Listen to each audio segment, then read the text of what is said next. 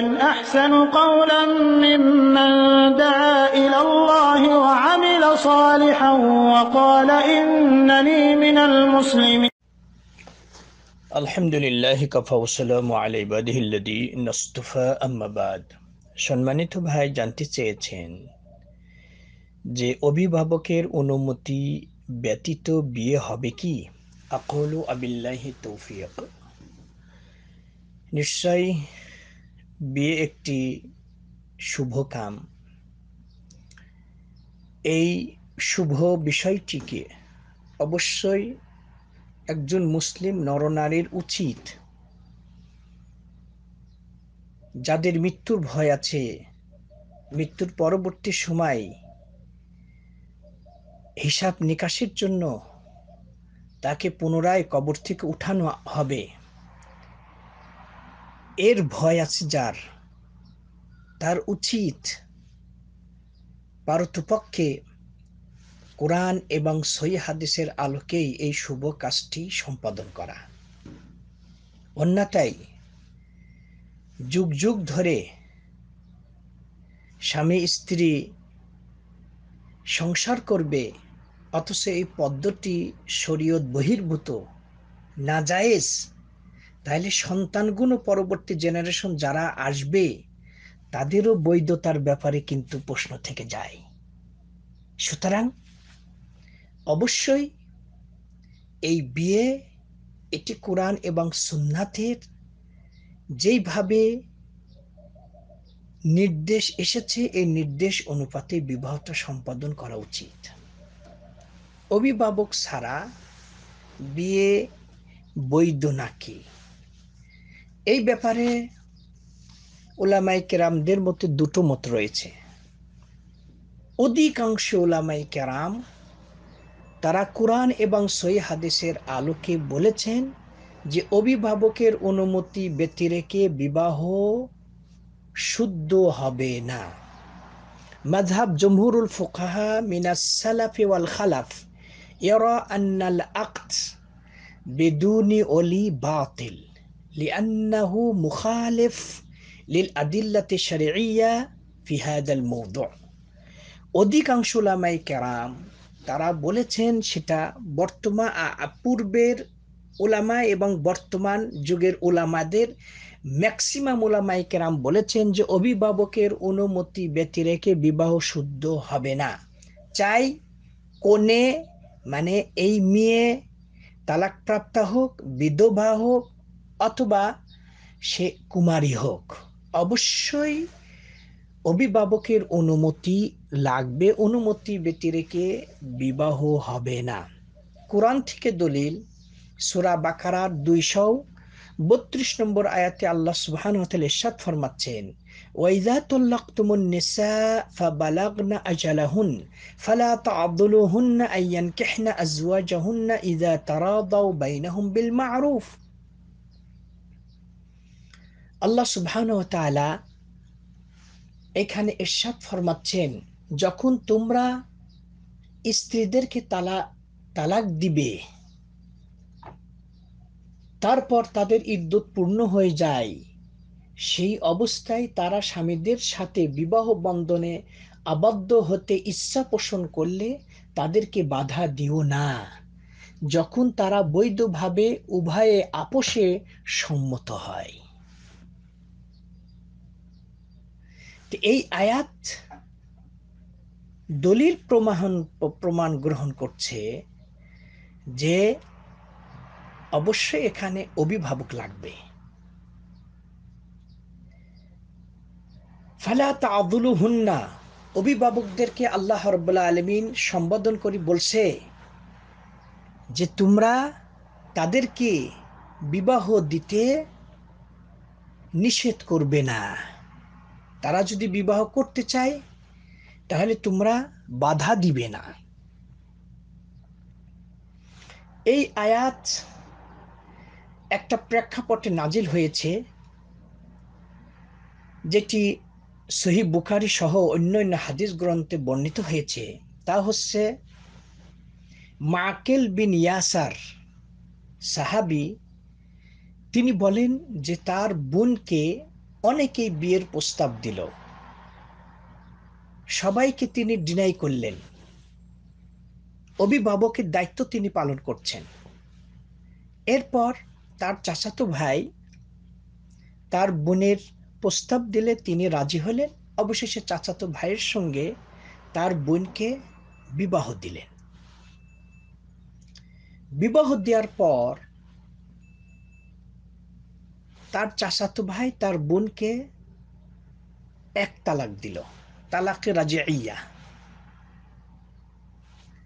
এই ক্ষেত্রে এক বৈঠকে 3 তালাক এটা জায়েজ না, এটা ঠিক নয়, এটা হাদিসের খেলাফ।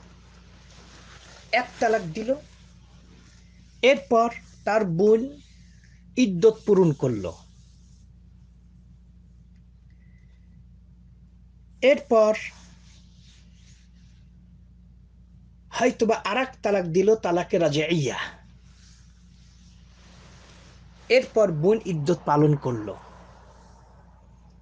তারপর তার ওই চাচাতো ভাই তার স্ত্রীকে অর্থাৎ তার বোনকে ফেরত নিতে চাইল। তখন তার ভাই মাকিল বিন ইয়াসার বলছে, ওয়াল্লাহি লা উনকিহুকাহা আবাদা, আল্লাহর কসম খেয়ে বলছি, কশ্চিন কালো আমার বোনকে তোমার সঙ্গে আর বিবাহ দিব না।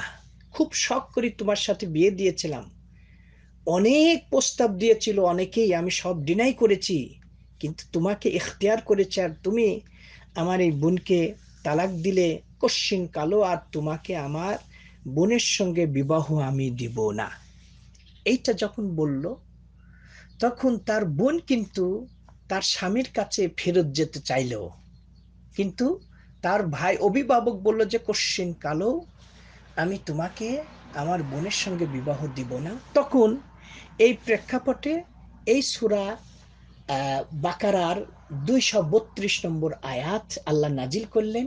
এখানে আল্লাহ অভিভাবকদের বলছে যে যদি তারা এই স্ত্রীরা যদি স্বামীর কাছে ফিরে যেতে চায়, তাহলে কশ্চিন কালো তোমরা তাদেরকে বাধা দিও না।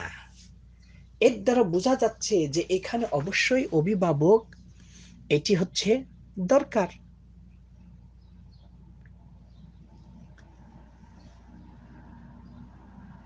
এরপর হাদিসে এসেছে, আবু দাউদ ইবনে মাজা, আয়েশা সিদ্দিকা রাদিয়াল্লাহু তাআলা আনহা থেকে বর্ণিত, রাসূল সাহেব বললেন, আইয়ু ইমরাআহ নাকাহাত বিগাইরি ইযনি ওয়ালিয়িহা ফানিকাহুহা বাতিল ফানিকাহুহা বাতিল ফানিকাহুহা বাতিল।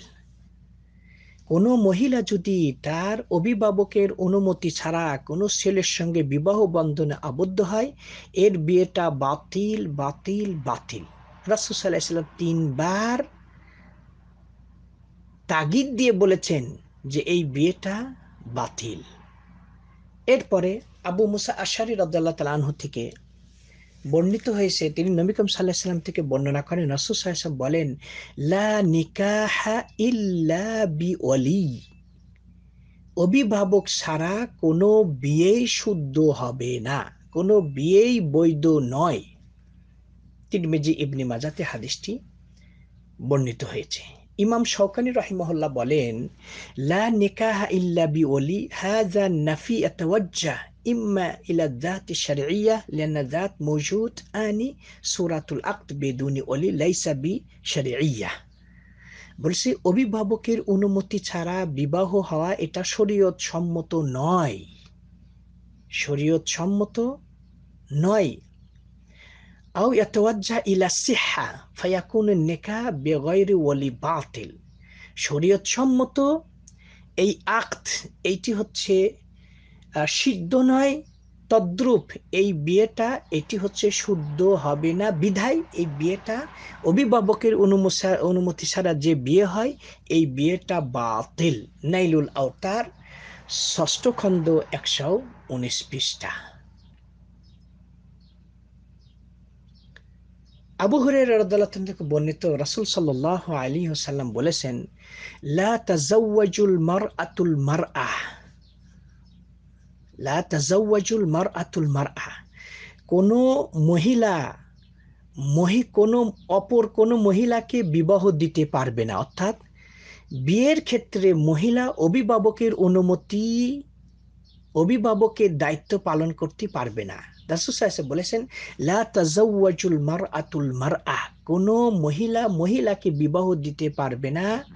ওয়ালা তাতাযাওয়াজুল মারআতু নাফসাহা, আর কোনো মহিলা অভিভাবকের অনুমতি ছাড়া নিজে নিজেই অন্য পুরুষের সঙ্গে বিবাহ বন্ধনে আবদ্ধ করতে পারবে না।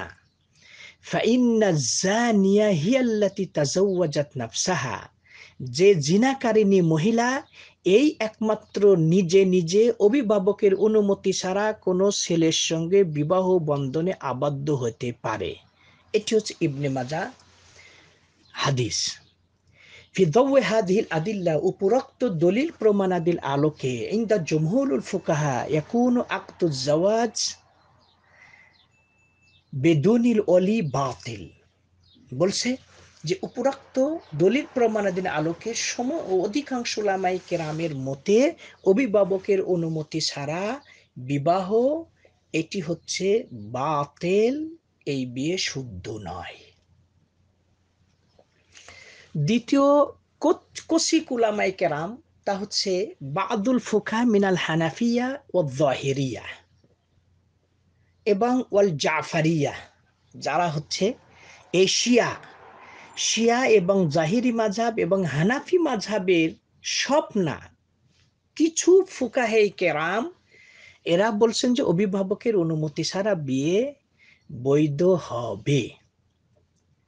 তারা দলিল হিসাবে সূরা বাকারার 130 নম্বর আয়াত তারা দলিল হিসাবে পেশ করে, যে আয়াতে আল্লাহ রাব্বুল আলামিন বলছেন, ফাইন তাল্লাকাহা ফালা তাহিল্লু লাহু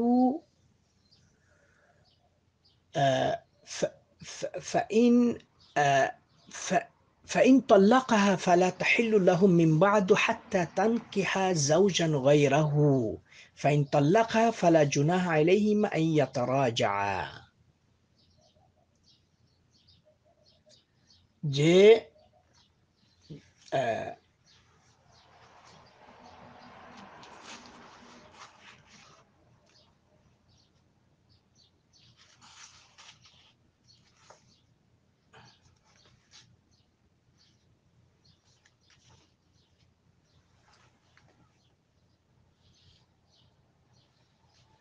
সরি 230 নং আয়াত, সূরা বাকারার 230 নং আয়াত আল্লাহ বলছেন যে যদি সে তাকে চূড়ান্ত তালাক দেয়, স্বামী যদি স্ত্রীকে চূড়ান্ত তালাক দেয়, তবে এরপর সেই পুরুষের পক্ষে সেই স্ত্রী হালাল হবে না যে পর্যন্ত না সে অন্য কাউকে স্বামী হিসাবে গ্রহণ করে, অথবা যদি সে তাকে তালাক দেয় তবে উভয় পুনরায় মিলিত হওয়াতে গুনাহ নেয়। তাহলে এখানে বলছে যে যদি 3 তালাকে বাইনা যদি স্বামীটাকে দিয়ে দেয়, তাহলে এই স্ত্রী ওই স্বামীর জন্য বৈধ হবে না যতক্ষণ পর্যন্ত না এই মহিলা অন্য কোনো পুরুষকে বিয়ে না করবে। এরপর অন্য পুরুষকে বিয়ে করলে ওই পুরুষ যদি তালাক দেয়, তাহলে এই মহিলাকে পূর্বের স্বামী বিয়ে করাতে কোনো বাধা নেই। এইখানে যে শব্দটা এসেছে হাত্তা তানকিহা যাওজান গায়রা, যতক্ষণ না এই তালাকপ্রাপ্তা মহিলা অন্য স্বামীকে বিয়ে না করবে। এখানে বলতেছে যে সে বিয়ে করবে, নিজে বিয়ে করবে, এরকম অর্থ তারা বুঝেছেন যে এইটা হচ্ছে এই মহিলা নিজেই অন্য পুরুষকে বিয়ে করবে, এইটা তারা হচ্ছে মানে বুঝেছেন। কিন্তু এইটা তো হচ্ছে মানে মানে মুবহাম, অস্পষ্ট কথা। এরা দলিল হিসাবে আর একটা দলিল দেয়, যেটা হাদিসে এসেছে আব্দুল্লাহ বিন আব্বাস রাদিয়াল্লাহু আনহুমা থেকে।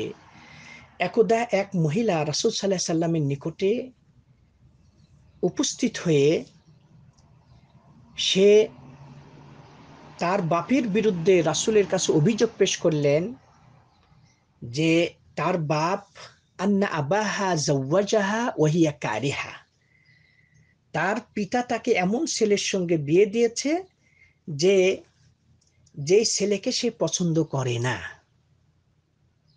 তার অনুমতিতে জোরপূর্বক ওই ছেলের সঙ্গে বিয়ে দিয়েছে, এমন অভিযোগ এক মেয়ে রাসূলের কাছে পেশ করলে ফাখাইয়ারহান নবী সাল্লাল্লাহু আলাইহি ওয়াসাল্লাম, রাসূল সাল্লাল্লাহু আলাইহি সাল্লাম এই মেয়েকে সম্পূর্ণ স্বাধীনতা প্রদান করলেন যে ইচ্ছে করলে তুমি এই বিয়ে ঠিকও রাখতে পারো, ইচ্ছে করলে তুমি এই বিয়ে বাতিলও করতে পারো, আমি তোমাকে এই অনুমতি দিলাম, এরপর তুমি অন্য ছেলেকে বিয়ে করবা। তাহলে এখানে যেটা কথা এসেছে যে রাসূল সাল্লাল্লাহু আলাইহি ওয়াসাল্লাম তাকে ইখতিয়ার দিলেন, অনুমতি দিলেন যে এই বিয়ে ইচ্ছা করলে তুমি বাতিল করতে পারবা। সুতরাং এই বাতিল করতে পারবে পাওয়ার দিল, এই জন্যই সে মানে নিজেই নিজেকে বিবাহ দিতে পারবে এমন একটি মানে তারা বুঝেছেন। কিন্তু এই সমস্ত তাদের দলিলগুলো অস্পষ্ট, আর প্রথম পক্ষের দলিলগুলো সুস্পষ্ট, যেখানে রাসূল সাল্লাল্লাহু আলাইহি ওয়াসাল্লাম বলেছেন যে অভিভাবকের অনুমতি ছাড়া বিবাহ বৈধ হবে না। সুতরাং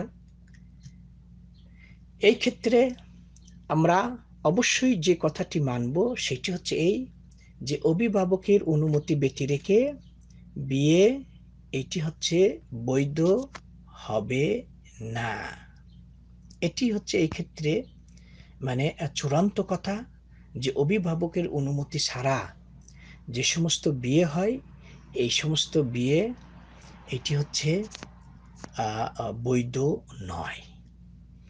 এই ক্ষেত্রে আমরা আরেকটা বিষয় জানব, তা হচ্ছে এই যে বিয়ের ক্ষেত্রে রোকন, বিয়ের রোকন কয়টি?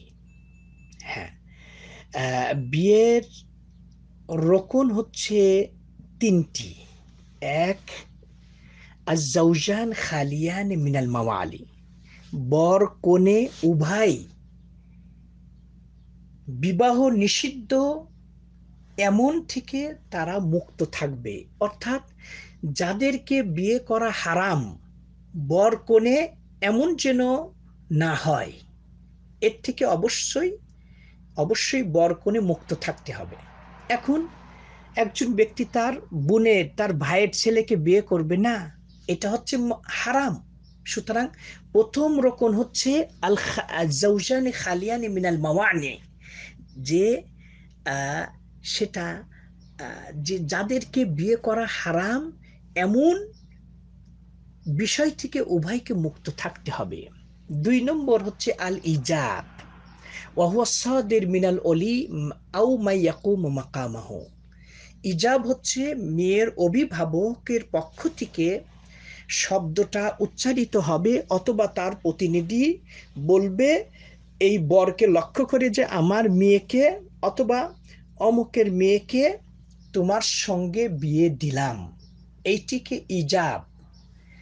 তিন নম্বর রকম হচ্ছে আল কবুল আহুয়া লফদু সাদির মিনাজ জাওজ আও মা ইয়াকুমু মাকামাহু, বরের অথবা বরের প্রতিনিধির পক্ষ থেকে ওই যে মেয়ের অভিভাবক অথবা তার প্রতিনিধি যে প্রস্তাব দিল বরকে যে আমি আমার মেয়েকে অথবা অমুকের মেয়েকে তোমার সঙ্গে বিয়ে দিলাম, এই বর অথবা তার প্রতিনিধি এইটাকে কবুল করবে যে হ্যাঁ আমি তাকে স্ত্রী হিসাবে গ্রহণ করলাম। এই তিনটি হচ্ছে বিয়ের রোকন। এরপর বিয়ের কতিপয় শর্ত রয়েছে। এক নম্বর শর্ত হচ্ছে এই রেদা জাওজাইন, স্বামী স্ত্রী বর কনে উভয় যাতে সম্মতি থাকে, উভয় যাতে এই বিয়েতে সন্তুষ্ট থাকে, এটি হচ্ছে শর্ত। আল্লাহ রাব্বুল আলামিন বলেন যে ইয়া আইয়ুহাল্লাযীনা আমানু লা ইয়াহিল্লু লাকুম আন তারিসুন নিসা কারহা, হে ঈমানদারেরা এইটা তোমাদের জন্য বৈধ নয় যে তোমরা জোরপূর্বক কোনো স্ত্রীর সম্পদ এটা তোমরা মানে আত্মসাৎ করবা, নিয়ে নিবা অন্যায়ভাবে। সুতরাং এইখানে মানে অবশ্যই তার সন্তুষ্ট লাগবে, তার অনুমতি লাগবে। রাসূল সাল্লাল্লাহু আলাইহি ওয়াসাল্লাম বলেছেন, লা তুনকাহুল আইয়াম হাত্তা তুস্তামার ওয়ালা তুনকাহুল বিকির হাত্তা তুস্তাযান। যে কোনো বিধবা বা তালাকপ্রাপ্তা মেয়েকে এর বিয়ে শুদ্ধ হবে না যতক্ষণ না সরাসরি সে তার অভিভাবক জিজ্ঞাসা করবে, সে শব্দের মাধ্যমে ইয়েস নট বলবে যে আমি বিয়েতে রাজি আছি অথবা রাজি না। আর যদি মানে কুমারী হয় তাহলে কুমারী মেয়েকেও তার থেকেও অনুমতি নেওয়া হবে, তবে তার অনুমতি সে যদি স্পষ্ট ভাষায় বলে যায় যে না আমি এই বিয়েতে নারাজ, তাহলে তো হলেই। আর যদি চুপ থাকে তাহলে চুপ থাকাটাই তার হচ্ছে সম্মতি। হাদিসে এসেছে যে খানসা বিনতে আল জুজাম তার আন্না আবাহা জাওয়াজাহা বেদুনি ইজনিহা, এই মহিলাকে তার মানে অনুমতি ছাড়াই তার পিতা বিবাহ দিল। অথবা রাসূল সাল্লাল্লাহু আলাইহি সাল্লামের কাছে তিনি আসলেন। রাসূল সাল্লাল্লাহু আলাইহি ওয়াসাল্লাম তাকে বললেন যে এই বিয়ে ইচ্ছে করলে তুমি ঠিকও রাখতে পারো, ইচ্ছে করলে তুমি এই বিয়ে বাতিলও করতে পারো। সুতরাং এইখানে অবশ্যই অনুমতি লাগবে। ২ নম্বর যেটা শর্ত সেটি হচ্ছে এই যে অভিভাবকের অনুমতি, এটি শর্ত। এটি হচ্ছে শর্ত যে অভিভাবকের অনুমতি ব্যতীত বিয়ে এটি হচ্ছে বৈধ হবে না। রাসূল সাল্লাল্লাহু আলাইহি ওয়াসাল্লাম বলেছেন, লা নিকাহ ইল্লা বিইذনি ওয়ালিইহা, অভিভাবকের অনুমতি ব্যতীত কোনো বিয়ে শুদ্ধ হবে না। তাহলে রাসূল সাল্লাল্লাহু আলাইহি সাল্লাম স্পষ্ট ভাষায় বলেছেন যে অভিভাবকের অনুমতি ব্যতীত কোনো বিয়েই শুদ্ধ হবে না। আর এই ক্ষেত্রে কিন্তু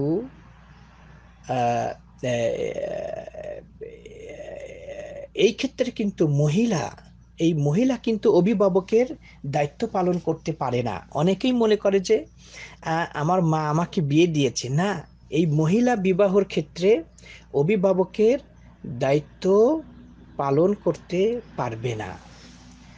৩ নম্বর শর্ত হচ্ছে তায়িনুজ জাওজাইন, যে বর কোন এটি নির্ধারণ করতে হবে। অর্থাৎ অভিভাবক বলবে যে আমার একাধিক মেয়ে আছে, অমুক মেয়ে যেটা এত বড় লম্বা, দেখতে সুন্দর, ওই মেয়েকে আমি তোমার সঙ্গে বিয়ে দিব। এইভাবে মানে এই তদ্রূপ বড়রে যদি একাধিক ভাই থাকে তাহলে বলবে যে অমুক নাম অমুক ছেলে। এই জন্যই বর কোন দুটি হচ্ছে মানে নির্দিষ্ট করতে হবে। ৩ নাম্বার যেটি সেটি হচ্ছে মানে সাক্ষী। রাসূল সাহেব বলছেন, লা নিকাহ ইল্লা বিওয়ালিয়িন ও শাহিদাই আদল, যে অভিভাবক এবং সাক্ষী ব্যতীত কোনো বিয়ে শুদ্ধ হবে না, কোনো বিয়ে শুদ্ধ হবে না। ৫ নম্বর শর্ত হিসাবে উল্লেখ করা হয় যে মোহর। এই মোহর এটু হচ্ছে শর্ত হিসাবে উল্লেখ করা হয় যে এটু হচ্ছে শর্ত। আল্লাহ রাব্বুল আলামিন বলেছেন, ওয়ালা জুনাহা আলাইকুম আন তানকিহু ইযা আতাইতুমুহুন্না উজুরাহুন্না, যখন তোমরা যাদেরকে বিয়ে করবা, তোমাদের স্ত্রীদেরকে যখন মহরানা প্রদান করবা, তখন হচ্ছে এতে তোমাদের বিয়ের কোনো সমস্যা নেই, বিয়ের কোনো সমস্যা নেই।